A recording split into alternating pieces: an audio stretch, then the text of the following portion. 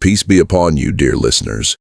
Today, let us travel back thousands of years to the blessed land of Palestine, to a time when Christ, peace be upon him, walked upon the earth calling people towards Allah, teaching the truth, and reconnecting human hearts with their Creator.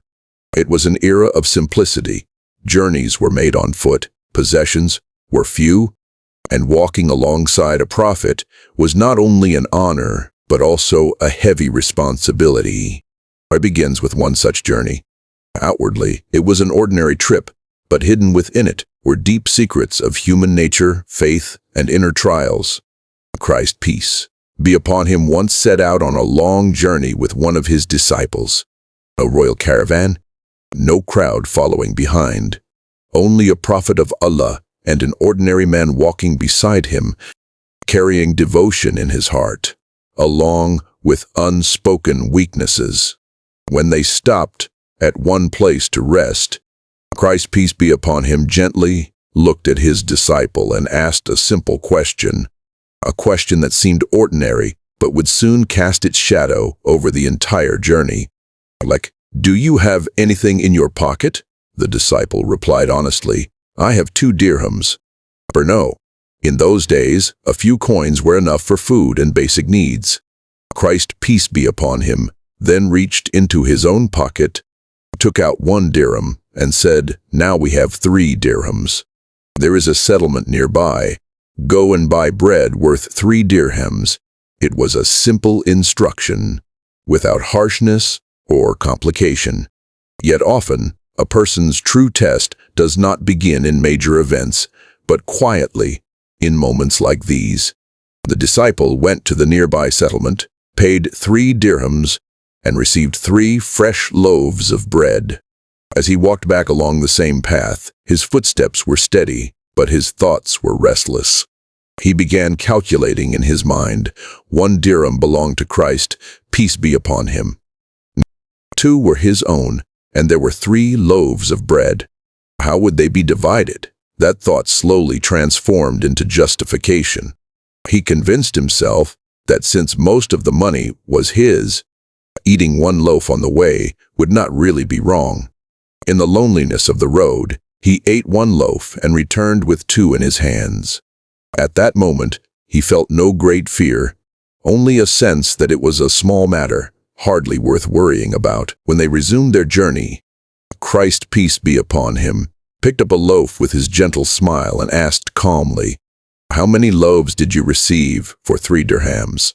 The disciple, tangled in his inner calculations, replied without much thought, 2 loaves. 1 you ate, and 1 I ate." This small lie was, in truth, a silent test. The reality hidden in his heart was still waiting for the right moment to emerge. As they continued walking, they came upon a wide river flowing through a valley. The disciple grew anxious and said, "O Prophet of Allah, how will we cross this river? There is no boat, no path." But Christ, peace be upon him, calm and radiant, said, "Do not be afraid. I will walk ahead. Hold onto my garment and follow me. If Allah wills, we will cross." Then came a moment beyond love. Christ, peace be upon him, stepped onto the water. The disciple held onto him, and by Allah's command they crossed the river without their feet even getting wet. They reached the other side safely. Overwhelmed, the disciple exclaimed, "May my life be sacrificed for you!" Never has there been a prophet with such miracles. Christ, peace be upon him, then asked, "After seeing this miracle, has your faith increased?" "Yes," the disciple replied eagerly, "my heart is filled with light." Then came the quiet test again. "If your heart is filled with light," Christ, peace be upon him, said gently, "What? Tell me, how many loaves were there?" 2, the disciple answered quickly. The journey continued into a lush green meadow where the earth was soft, the air fragrant, and deer grazed freely in the distance. Christ, peace be upon him, gestured toward 1 deer, and it approached obediently. The disciple's heart pounded in disbelief. Christ, peace be upon him, sacrificed the deer, ate some meat, and fed the disciple as well. Then, by Allah's command, he touched the hide and said, "Live."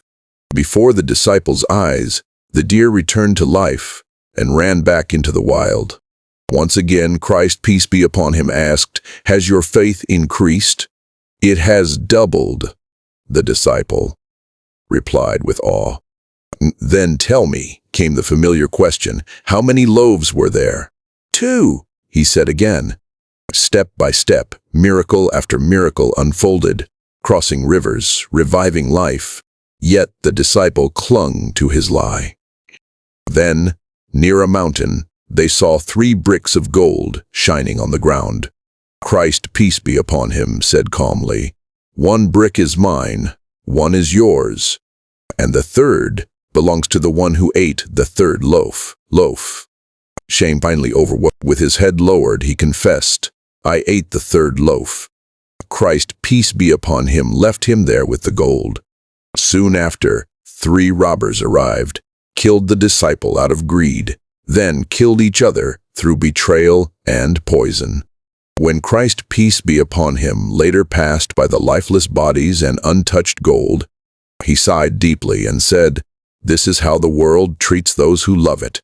And this truth does not belong to one time alone.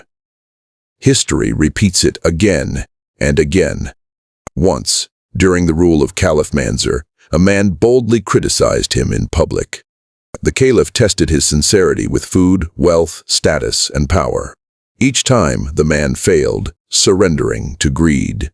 In the end, when his true intention became clear, that his anger was for worldly gain, he was punished severely. Wealth, dear listeners, creates divisions so deep that brother becomes enemy to brother. People chase what Allah grants to others, destroy relationships, and cross every limit of cruelty. While someone is alive, their family struggles for bread, but after death, the same relatives spend lavishly in their name for show and pride. And as Christ, peace be upon him, continued walking down that long road, leaving behind gold, bodies, and lessons written in blood and silence, the path ahead still held more truths. Truths about the heart, about sincerity, and about how, even if a person can still lose everything if greed is allowed to rule the soul. Okay? The road stretched onward, quiet and unforgiving, as though it carried within its dust the echoes of every soul that had passed before.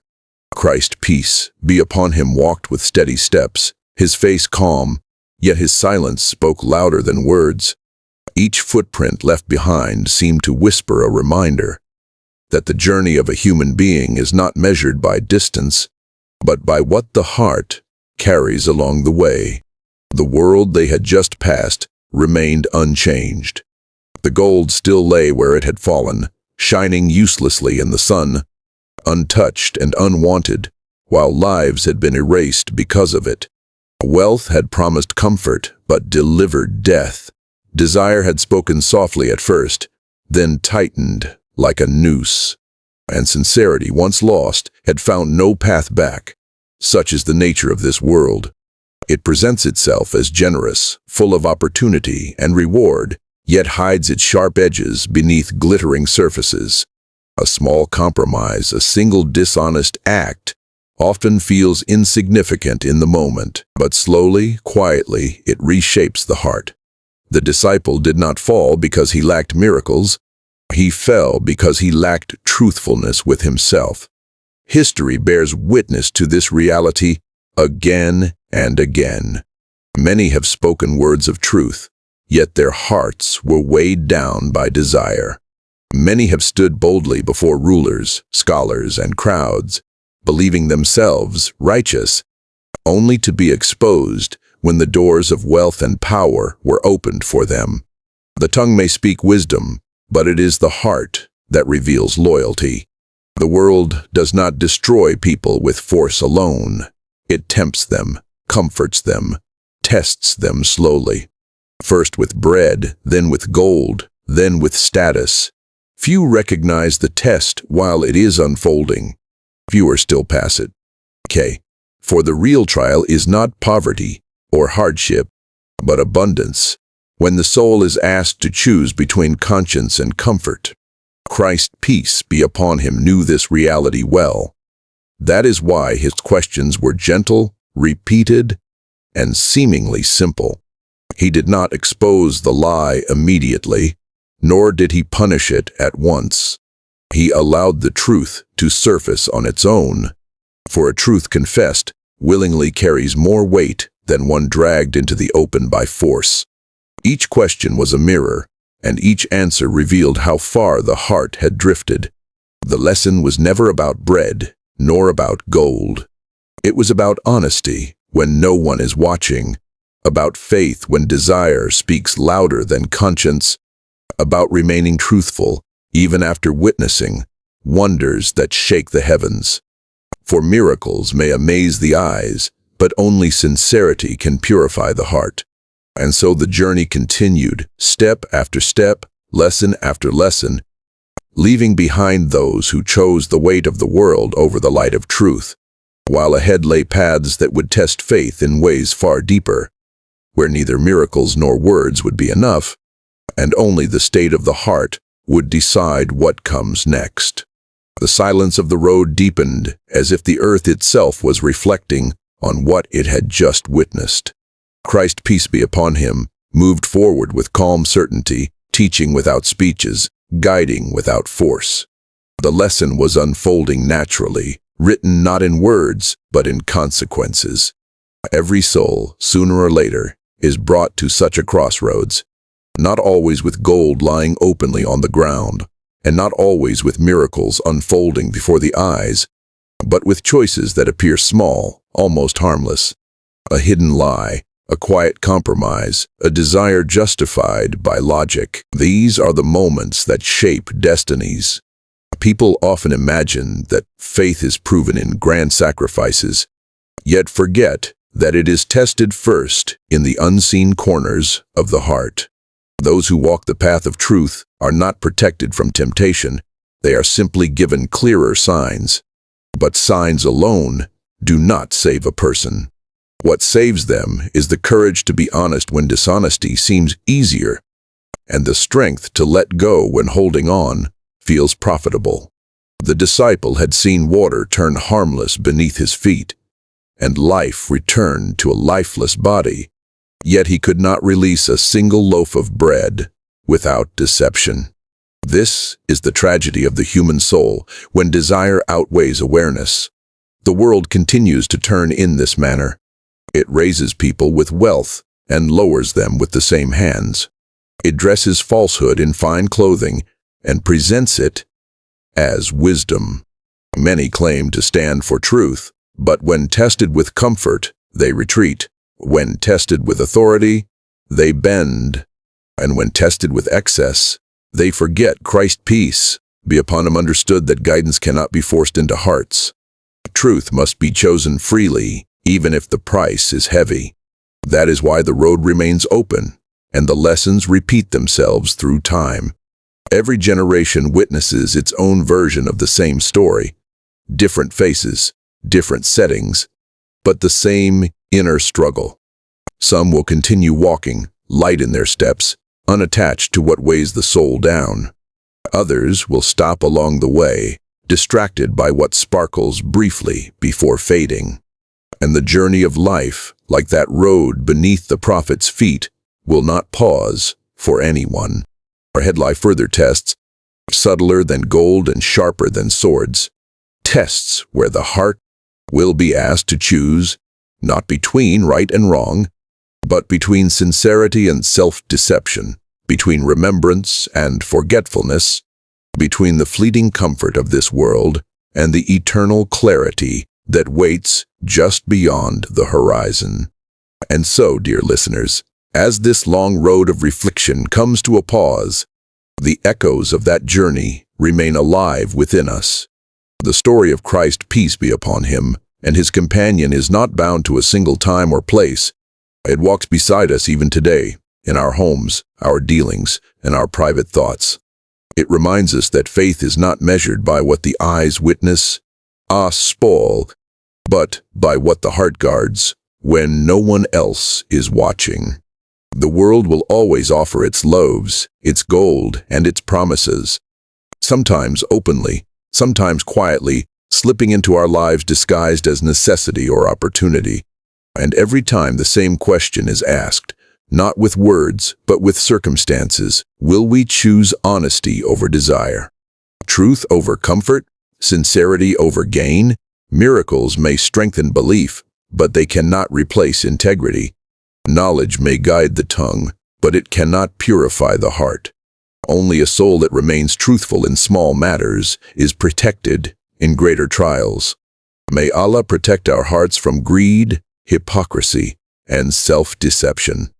May He grant us sincerity in our intentions, clarity in our choices, and strength to remain upright when the world pulls us in every direction.